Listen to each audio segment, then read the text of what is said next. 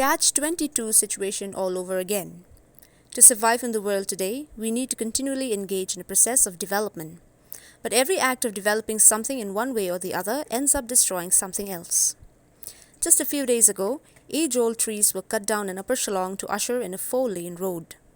Many raised their voices on social media, urging the citizens to join in to the Save for the Pine Trees in Upper Shillong. Dr. Bremley Lingdaw, Director of Natural Capital at Earth Bank, could not keep quiet, being an environmentalist and a nature lover, seeing the news about the expansion of the road that involved the cutting of 100-year-old pine trees. Voicing his concern, he was quick to send his message to the Chief Minister and the Minister of Forests and Environment, stressing on St. Edmunds College's motto, Facta non verba, deeds, not words. Hi, this is Bremley Lingdaw, Director of Natural Capital at Earth Bank, reporting from Bromley here in southeast London. This message is for our dear fellow citizens back home in Meghalaya, but also especially for our Chief Minister, Conrad Sangma, and our Minister for Forests and Environment, James Sangma. We've been seeing in the news and social media about this whole debate regarding those 100-year-old beautiful pine trees that are being cut down for the building of a 4-lane highway right across Upper Shillong. So my message is that we should fight for Mother Earth, especially in this UN decade for ecosystem restoration with the whole world. And we just commemorated World Environment Day, including in our state, asking everyone to restore the balance on Earth. So we must practice what we preach. So it's not just about those trees, but the whole state has been depleted. There's been rampant mining, destruction of ecosystems, of watersheds and springs. There are coke factories choking our people with poisonous fumes everywhere. And the planet is in pain, and Mother Earth is crying right now. So as concerned global citizens, and not just the citizens from Meghalaya, we should do our part, not only fighting for those 100-year-old trees, but also look at ways how we can find a balance in our so-called development. We must look at achieving those sustainable development goals of the UN.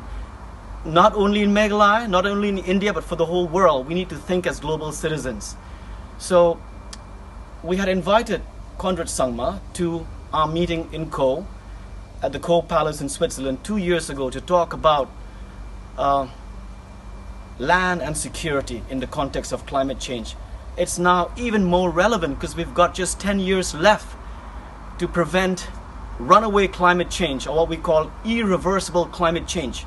If we don't take action now to protect our fragile, life-supporting ecosystems, global temperatures will rise to 1.5 or even 2 degrees centigrade in the next 10 to 15 years.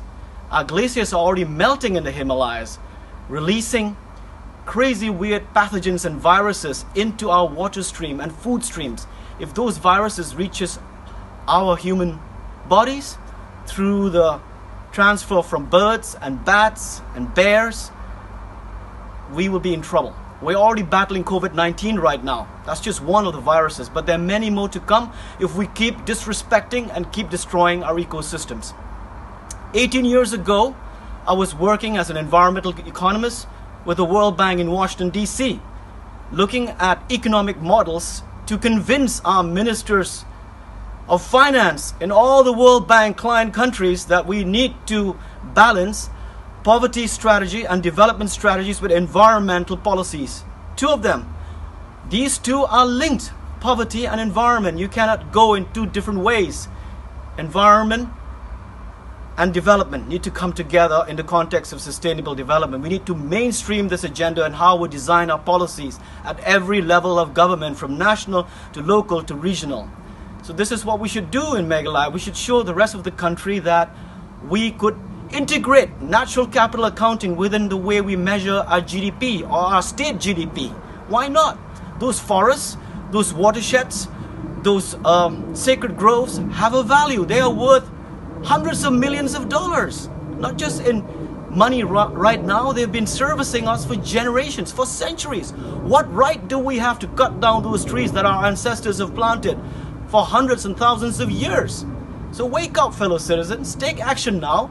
Don't just criticize your government or your ministers. Each voter, each citizen has a duty bound to protect your state, your people, and your ecosystem. So go out and hug those trees like the Chipko movement did in India, those famous ladies who fought for their trees. And stop posting just on social media. It's no use. You got to take action. Actions speak louder than words. I mean, that's what all Edmundians have been taught, right? Facta non verba, deeds not words. We have those same trees in our alma mater in St. Edmunds. It was grown by the Irish Christian brothers. They kept it protected. In the same way, we must protect all those trees and plant millions more across the state and reward young people, and especially farmers who are protecting our ecosystems, who are practicing organic and regenerative farming.